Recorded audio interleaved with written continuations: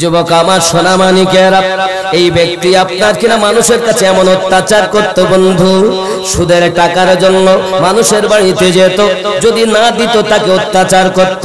একদিন এক বাড়িতে গিয়ে পৌঁছিয়েছে, ওই বাড়িওয়ালাতে বাবা আমার স্বামী কিন্তু বাড়িতে নাই, স্ত্রী বাড়িতে আছে। যাইয়া বলতেছেন, ও ওই গো বাড়িওয়ালা, আমার সুদের টাকা দাও। বাবাজি, স্ত্রী বলছে, বাবা আপনি একটু আরাম করুন, বসুন, স্বামী তো আমার বাড়িতে নাই, দেওয়ার মতো কিছুই নাই, তাহলে কি করব বলুন, না দিলে তো আমি যাব না। আব্বা আমার তাদের বাড়িতে ছিল একটা ছাগলের মাথা, খাবার জন্য দুপুরে রান্না করবে, এখন একটা ছাগল জবাই করা মাথা ছিল। বলছি যদি আপনার দিতে হয় সুদের পরিবর্তে এই ছাগলের মাথা ছাড়া আমার বাড়ি কিছু নাই, বলে সেটাই আমাকে দাও। আব্বা আমার নিয়ে চলে গেছে বাড়িতে, যাওয়ার পরে তো আপনার বিবিকে ডাক দিয়ে বলছে, বিবি রে দেখো দেখো দেখো, আজ আমি ছাগলের মাথা নিয়ে এসেছি, জলদি করে এটাকে রান্না করবে। বিবি বলে, স্বামী আমার রুটিও নাই, লকড়িও নাই, লকড়ি এবং রুটির ব্যবস্থা করুন। সঙ্গে সঙ্গে হাবিবে আজমি করলো কি, আর এক বাড়িতে আপনার কিনা চলে গিয়েছে, সুদের টাকা পাবে বাবা, তাদের বাড়ি থেকে লকড়ি এবং রুটি আপনার জোগাড় করে নিয়ে এসেছেন, আটা জোগাড় করে নিয়ে এসেছেন। বিবিকে বলে, রুটি বানাও। হে বাবাজি, আমার রুটি বানিয়েছে, লকড়ি দিয়ে আপনার আগুন ধরিয়ে রুটি বানিয়েছে, গোস্ত দিয়ে আপনার রুটি খাবে। যুবক আমার মনের ভিতর বড় আনন্দ, রুটি দিয়ে ছাগলের মাথা, গোস্ত।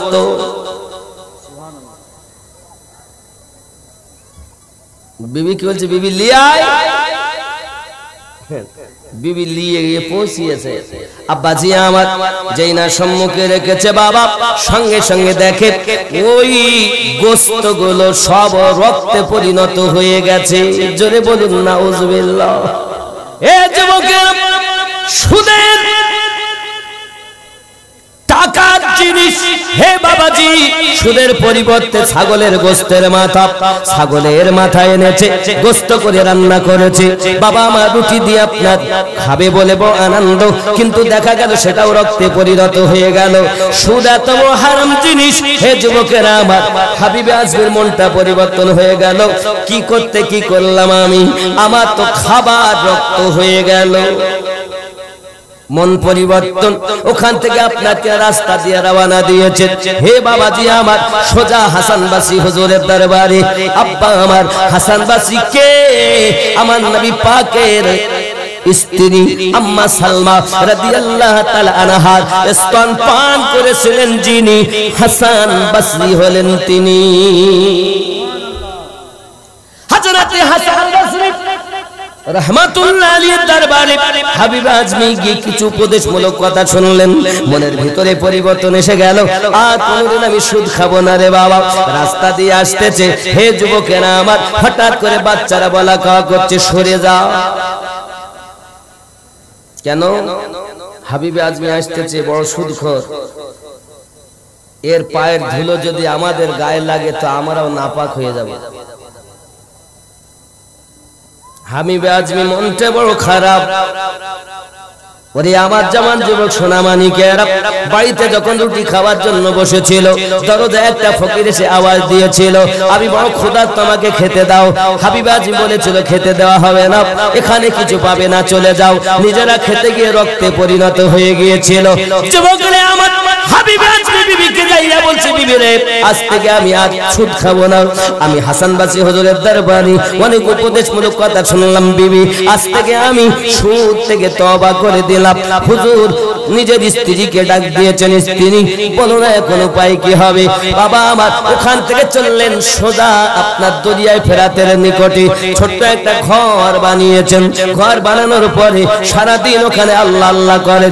দিনের বেলা কখনো হাসানবাসীর দরবারে সারা রাত ধরে ইবাদত বন্দেগী করেন। স্ত্রী ডাক দিয়ে বলে, আমার স্বামী বাড়িতে কোনো খাবার নাই।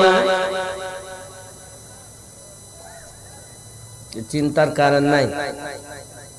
আমি এমন মালিকের কাজ করি, তিনি বলেছেন 2-1 দিন অপেক্ষা করতে দিবে, কারণ এই অল্প দিনে তিনি খুব বড় মালিক, কিন্তু অল্প দিনে তার কাছে চাওয়া যায় না, আমার লজ্জা লাগে।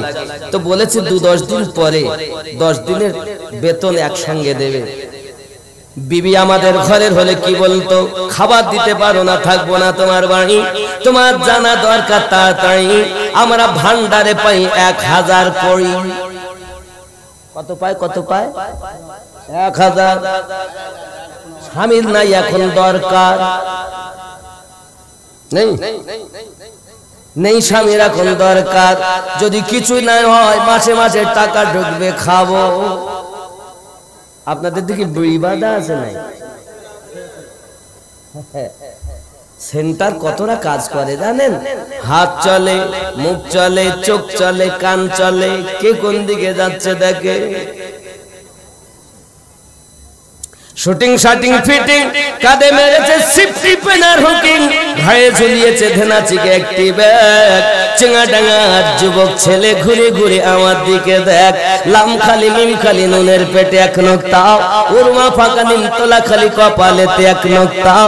একই বড় বিহায়া, এই মায়ের পেটে কখনো আমার রাসূলে পাকের দিওয়ানা জন্ম নিতে পারে না, গস পাকের মাস্তানা জন্ম নিতে পারে না, হযরত খাজা মাইনুদ্দিন চিশতি আজমিরির মাস্তানা জন্ম নিতে পারে না। আব্বা আমার সন্তান ভালো হওয়ার পিছনে মায়ের 3 রকম হক আমার নবী বলেছেন। মায়ের দায়িত্ব বেশি, মা যদি হয় খারাপ ফল হবে খারাপ।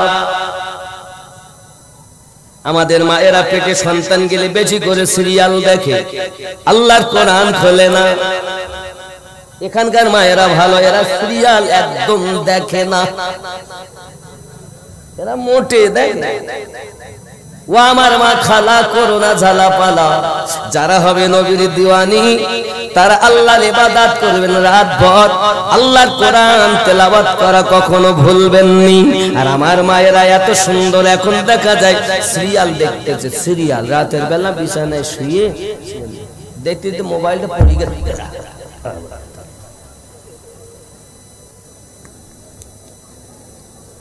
আল্লাহ পাক বলছেন আমি চোখ দিয়েছি, চোখ দিয়ে দেখে না। আমি আল্লাহ কান দিয়েছি, কান দিয়ে শোনে না। আমি আল্লাহ দিল দিয়েছি, দিল দিয়ে ভাবে না। করে আমার জওয়ান যুবকেরা, আল্লাহ পাক তাদের কি বলেছেন? উলাইকা কাল আনআম, তারা হলো চতুষ্পদ জন্তু।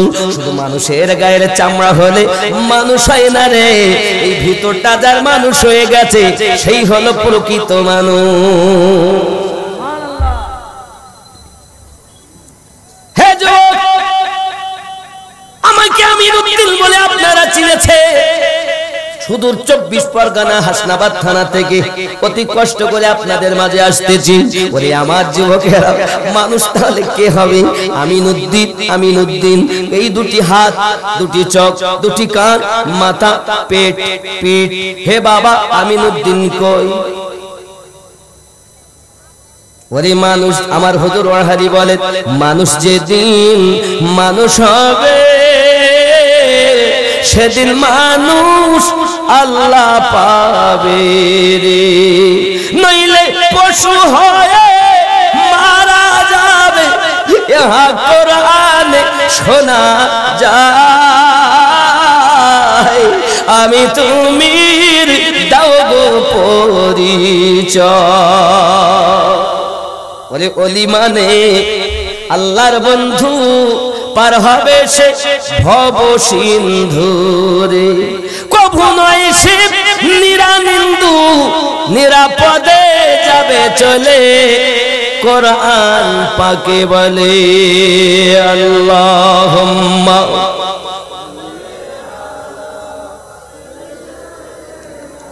মাওলানা মুহাম্মদ ওয়া আলা আলি সাইয়্যিদিনা।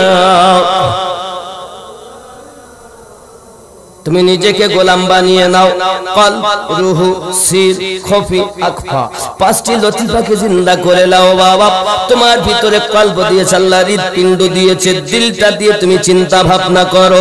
আল্লাহ পাক বলেন লাহুম কুলুবুল্লাহু লা ইয়াফকাহুনা বিহা। আমি আল্লাহ অন্তর দিয়েছি, অন্তর দিয়ে চিন্তা ভাবনা করে না। হে যুবকেরা, পৃথিবীর জমিনে যদি আপনি আমি একবার চিন্তা ভাবনা না করি, সব কিন্তু বেকার হয়ে যাবে।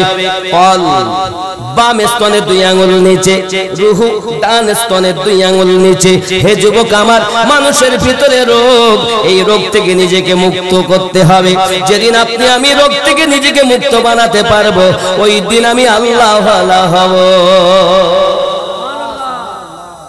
আচ্ছা, আমাদের মধ্যে রোগ আছে, অন্তরের রোগ, জ্বর, আমাশা, সর্দি, পেট ব্যথা, ডেলিভারি কেস, এসব রোগ তো বলে। আচ্ছা, আল্লাহ পাক আল্লাহ তাআলা 14টা রোগের কথা বলেছেন। কলবের রোগ বলবো আপনাদের কাছে, 14টা রোগ। খেয়াল করেন, 14টা রোগের কথা আল্লাহ কোরআন শরীফে জানিয়েছেন। হে যুবক, 1 নাম্বার কলবে মারিদ, অর্থাৎ রুগ্ন অন্তর। সূরা তওবা আয়াত নাম্বার 125 আছে এই কলবের রোগ, 1 নাম্বার রোগ। 14টা রোগ শুনে যান। অনেক কথা শুনছেন, ইউটিউব খুললে অভাব নাই, তবে রোগগুলো থেকে আগে নিজেকে বাঁচান। 1 নাম্বার রোগ কলবের, সেই কলবের নাম হলো কলবে মারিদ, অর্থাৎ রুগ্ন অন্তর। সূরা তওবা আয়াত নাম্বার 25-এ আল্লাহ এই রোগের কথা উল্লেখ করেছেন। 2 নাম্বার কলবে মাখতুম, অর্থাৎ মোহর মারা অন্তর। সূরা আল বাকারা আয়াত নাম্বার 7, খাতামাল্লাহু আলা কুলুবিহিম। এই 2 নাম্বার এ রোগ, কলবের রোগ। 3 নাম্বার কলবে গাফেল, অর্থাৎ গাফেল অন্তর। সূরা আল আরাফ আয়াত নাম্বার 179, যে কথা লাহুম কুলুবুল্লাহু লা ইয়াফকাহুনা বিহা, এটা একটা রোগ। 4 নাম্বার কলবে সালিম, অর্থাৎ পরিশুদ্ধ অন্তর। সূরা শুরা আয়াত নাম্বার 88।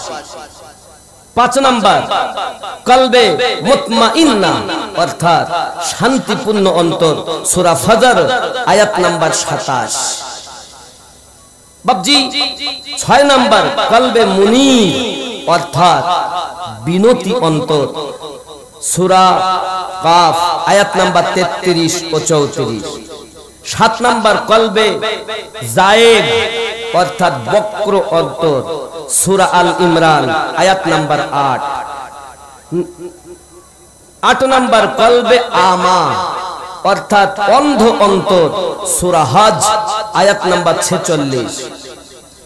9 নাম্বার, এগুলো রোগ কলবের। বহু ওয়াজ শুনছেন, এই ওয়াজ শুনেছেন? এই ওয়াজ নাই এখন, এগুলো ফজিলতের ওয়াজ। ডান পা দিয়ে মসজিদে গেলে এতরা নেকি, হাগা পাদা মোতার দোয়া পড়লে এতরা নেকি। হাগা পাদা মোতার দোয়া পড়ি হবে কি যদি ভেতরে রোগী থাকে? যুবক ভালো করে শোনো, আমারে কেউ সইতে পারে না, মানে আমার বন্ধুর থেকে দুশমন বেশি। 9 নাম্বার কলবে খাস, অর্থাৎ বিনয়ী অন্তর। সূরা হজ আয়াত নাম্বার 54। 10 নাম্বার কলবে কাসি, অর্থাৎ কঠিন অন্তর। সূরা আনআম আয়াত নাম্বার 43। 11 নাম্বার কলবে মুকাফফাল, অর্থাৎ তালা লাগানো অন্তর। সূরা মুহাম্মদ আয়াত নাম্বার 24।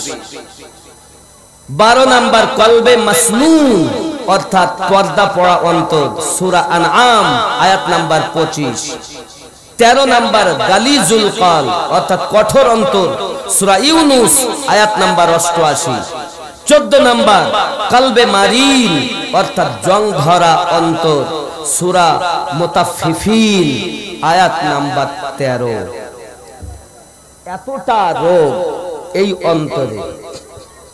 সকালবেলা যদি কেউ গোনা করে, সাবুদানা মতো একটি দাগ পড়ে যায়, আব্বা আমার সকালবেলা গোনা করেছি, ফেরেশতা 2 কাঁধে 2টি আছে না নাই? 2 কাঁধে 2টি ফেরেশতা, একজন ভালো লেখে আর একজন খারাপ লেখে। এখন ভালো লেখেছে বলে ভাই দাদা কেন রে সকালবেলা ভুল করেছে, হতে পারে জোহরের সময় নামাজ কালাম পড়বে, তওবা করবে, তখন আর তো লিখতে হবে না। আল্লাহর বান্দা জোহর হয়ে গেল, নামাজ পড়লো না, তওবা করলো না, কি করব বলে দাঁড়াও একটু, আসর হতে পারে, আসরে যাইয়া বেটা গেল না, নামাজও পড়লো না, তওবাও করলো না। যুবক আমার বলছে কি হবে বলে দাঁড়াও অপেক্ষা কর, মাগরিব যেতে পারে, সারা দিন হয়তো ডালে ডালে চলে গেল, মাগরিব হতে পারে, তওবা করলে লিখতে হবে না।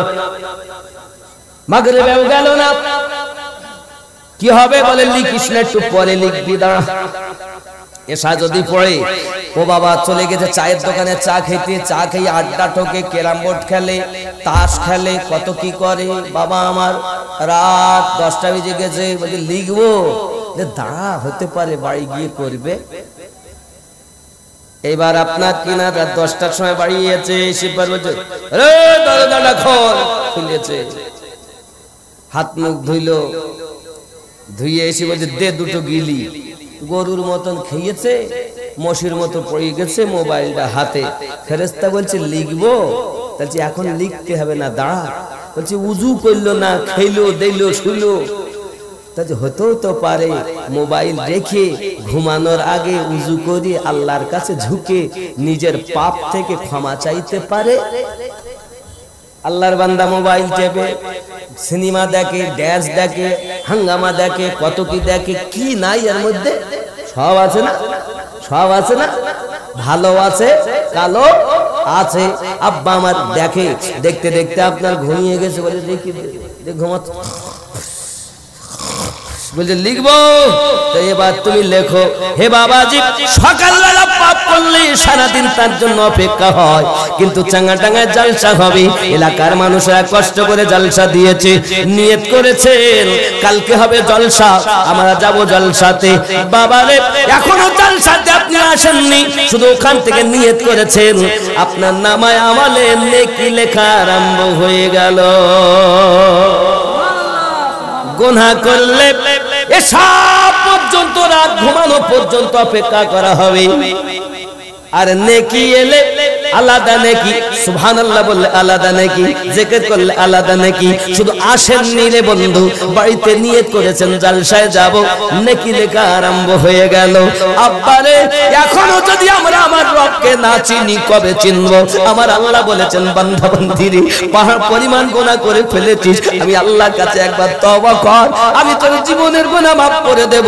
তুই যদি আমার হইয়া যাস, আমি আল্লাহ তোর হইয়া যাব।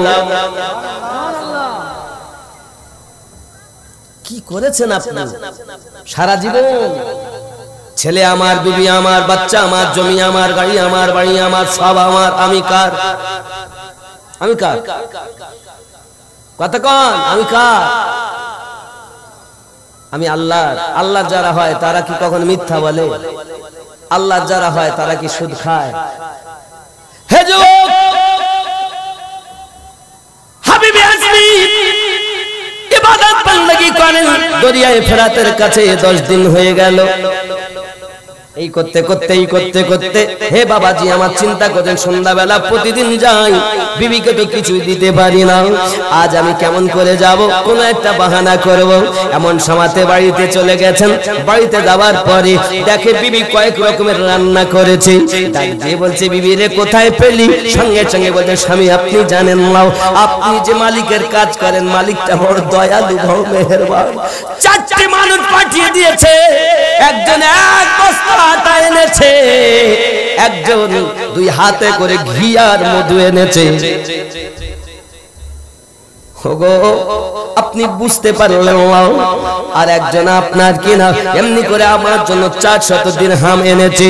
ওরে আমার সোনা মানিকেরা, এমনি করে যখন বলছেন, আরো বলে গেলেন যাওয়ার সময়তে, ওগো হাবিবে আজমির বিবি, বলবেন যে মালিকের কর্ম করতেছে, ওই মালিকের কর্ম যদি বেশি করে করে, আল্লাহ আরো বেশি ওই মালিক তার মজুরি দেবে।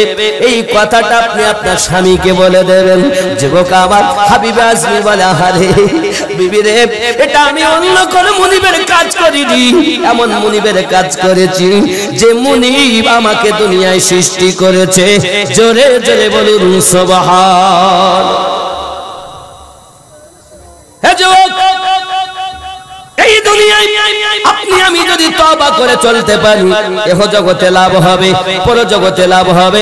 আপনার আমার নবী মদিনাতুল মুনাওয়ারাতে আমাদের জন্য কেঁদে কেঁদে বুক ভাসিয়ে দিয়েছেন। আব্বা আমার, নবী আমার জন্য